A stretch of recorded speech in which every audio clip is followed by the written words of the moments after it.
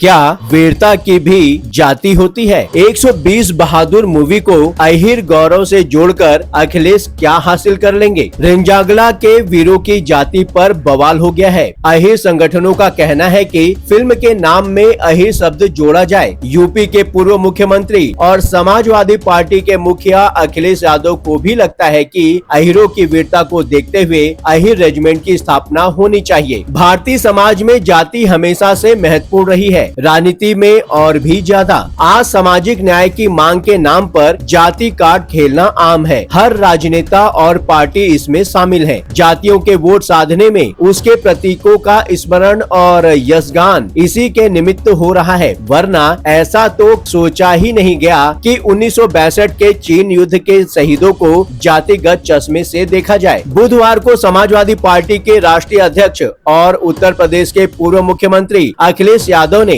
फिर से इस बहस को हवा दी है। 26 नवंबर 2025 को लखनऊ में फरहान अख्तर की नई फिल्म 120 बहादुर की विशेष स्क्रीनिंग में शिरकत करते हुए उन्होंने रेंजांगला युद्ध के वीर सैनिकों, जिनमें अधिकांश अहिर यानी कि यादव समुदाय से थे, की बहादुरी की तारीफ की है। उन्होंने स्पष्ट रूप से कहा कि अहिर सैनिकों ने इस युद्ध में महत्वपूर्ण भूमिका निभाई थी। यह हमारी सेना का गौरवपूर्ण अध्याय है, जिसे समझा जाना चाहिए। यह बयान न केवल फिल्म की सराहना था, बल्कि अहिर समुदाय की ऐतिहासिक वीरता पर गर्व जताने वाला भी था। 18 नवंबर 1962 को भारत चीन युद्ध के दौरान लद्दाख के रेंजांगला दर्रे पर 13 कुमाऊं रेजिमेंट के मात्र 120 सैनिकों ने चीनी सेना के 3000 से अधिक सैनिकों का डटकर मुकाबला किया था। ठंडे पहाड़ी इलाके में बिना पर्याप्त हथियारों और संसाधनों के इन बहादुरों ने अंतिम सांस तक लड़ाई लड़ी। परिणाम स्वरूप 114 सैनिक शहीद हो गए, लेकिन उन्होंने चीनी सेना को भारी नुकसान पहुंचाया। इन 120 सैनिकों में से अधिकांश हरियाणा के रेवाड़ी, महेंद्रगढ़ और गुड़गांव क्षेत्रों से थे, जो अहिर यानी कि यादव समुदाय से संबंधित थे। कैप्टन रामचंद्र यादव जैसे वीरों ने अपनी जान की बाजी लगा दी। इस युद्ध के लिए मेजर शैतान सिंह को परमवीर चक्र से सम्मानित किया गया, लेकिन अहिर समुदाय का योगदान अक्सर मुख्य धारा के इतिहास में पीछे छूट जाता है। फिल्म 120 बहादुर इसी गाथा पर आधारित है, जो फरहान अख्तर के अभिनय से सजी है, लेकिन फिल्म रिलीज से पहले ही विवादों में घिर गई। अहिर समुदाय के संगठनों ने इसे इतिहास का विकृति करार देते हुए बहिष्कार की अपील की। उनका कहना है कि फिल्म में अहिर सैनिकों की जातिगत पहचान को ठीक से उभारा नहीं गया। मध्य प्रदेश के मुख्यमंत्री डॉक्टर मोहन यादव ने भी रिलीज से पहले कहा कि इतिहास से खिलवाड़ बर्दाश्त नहीं होगा। समुदाय का कहना है कि फिल्म में राजपूत अधिकारी को अधिक महत्व दिया गया, जबकि शहीद अहिर थे। अखिलेश की तारीफ ने इस विवाद को और भड़का दिया। क्या वे समुदाय के प्रतिनिधि के रूप में बोल रहे थे या फिर राजनीतिज्ञ के? अखिलेश का यह बयान कई सवाल खड़ा करता है। क्या वीरों की कोई जाति होती है? क्या राष्ट्रीय नायकों को किसी जाति से जोड़ना उचित है? अखिलेश का यह गर्व एक गंभीर सवाल खड़े करता है कि क्या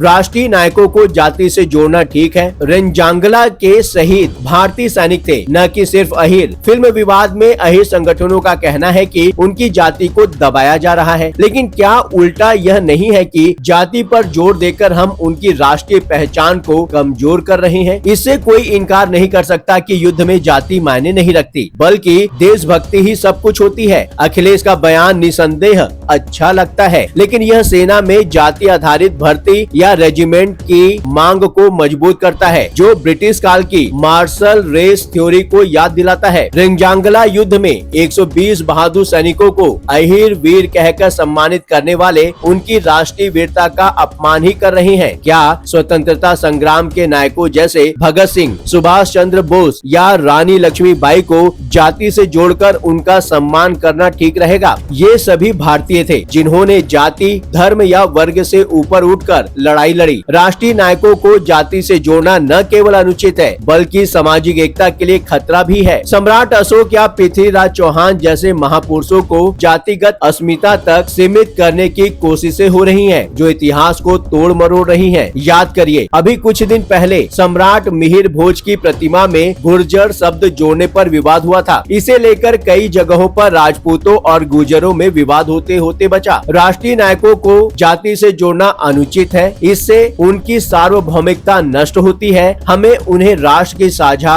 विरासत के रूप में सम्मानित करना चाहिए। सेना के एक पूर्व अफसर लिखते हैं कि अहिर रेजिमेंट रेंजांगला शहीदों की स्मृति होगी। अखिलेश यादव भी इस तरह की मांग करते रहे हैं। उनकी यह मांग 2019 के लोकसभा चुनाव घोषणा पत्र से चली आ रही है, जब उन्होंने कहा था कि सेना में जाति आधारित रेजिमेंट बनाना समुदायों को उनका हक देगा। अखिलेश ने अहिर रेजिमेंट की बात बुधवार को एक बार फिर उठाई, लेकिन क्या यह वास्तव में न्याय है या फिर वोट बैंक की राजनीति? भाजपा समर्थक सोशल मीडिया पर कह रहे हैं अखिलेश सेना को जाति आधारित राजनीतिक भोज में बदलना चाहते हैं। पहले अहिर रेजिमेंट, कल क्या हर वोट बैंक के लिए नई रेजिमेंट की मांग करेंगे? एक पोस्ट में लिखा गया, सेना की संरचना ऑपरेशनल जरूरतों पर आधारित है, न कि सपा की जाति सर्कस पर। दरअसल भारतीय सेना की ताकत उसकी एकता में है। सिख, जाट, मराठा, गोरखा, मद्रासी सब एक साथ लड़ते हैं। क्या रेंजांगला के शहीद खुद चाहते हैं कि उनकी वीरता को जाति से जोड़ा जाए, न कि भारतीय सैनिक की पहचान से? अखिलेश के इस बयान ने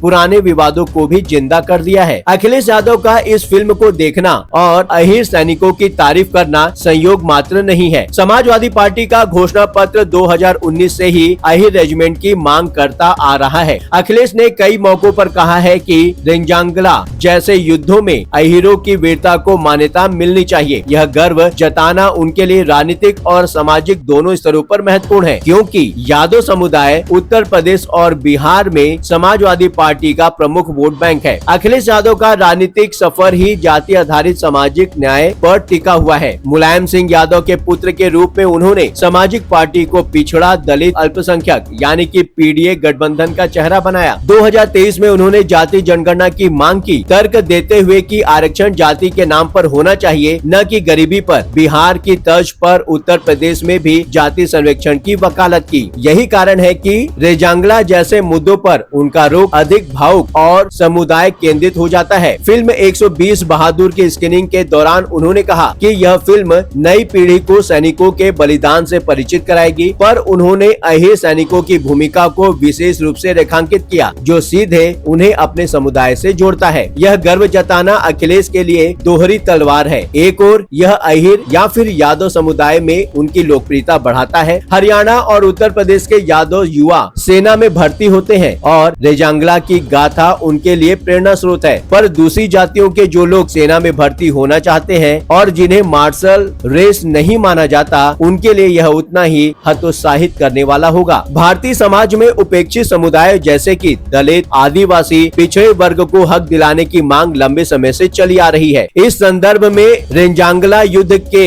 अहिर सैनिकों की वीरता पर गर्व जताकर अखिलेश यादव जैसे नेता राष्ट्रीय नायकों को जाति से जोड़ते हैं। क्या यह तरीका सही है? यह बहस का विषय है, क्योंकि एक ओर यह सामाजिक न्याय का माध्यम लगता है, वहीं दूसरी ओर विभाजनकारी भी होता है। सकारात्मक पक्ष से देखें तो हाँ, यह तरीका उपेक्षित समुदायों को उनकी ऐतिहासिक भूमिका की पहचान दिलाता है। भारत में जाति प्रथा ने सदियों से वंचितों को शिक्षा, नौकरी और सम्मान से दूर रखा। जाति आधारित आरक्षण इसी आधार पर लागू हुआ है, जो वंचितों को अवसर देता है। इसी तरह राष्ट्रीय नायकों को जाति से जोड़ना समुदायों को आत्म सम्मान देता है, लेकिन नकारात्मक पक्ष मजबूत है। यह तरीका सही नहीं, क्योंकि यह समाज को जाति के आधार पर बांटता है। भारत निर्वाचन आयोग की आचार संहिता स्पष्ट है कि चुनाव में जाति धर्म का इस्तेमाल नहीं होना चाहिए। राष्ट्रीय नायकों को जाति से जोड़ना इतिहास का राजनीतिकरण है, जो ऊंची नीची जातियों के बीच टकराव बढ़ाता है। इस विषय पर आपकी अपनी क्या राय है, हमसे जरूर साझा करें। कमेंट बॉक्स में आपके विचारों का स्वागत है। चैनल को सब्सक्राइब करें। वीडियो पसंद आया हो तो वीडियो को लाइक करें। लगातार खबरों के लिए बने रहिए 7 टीवी भारत के साथ।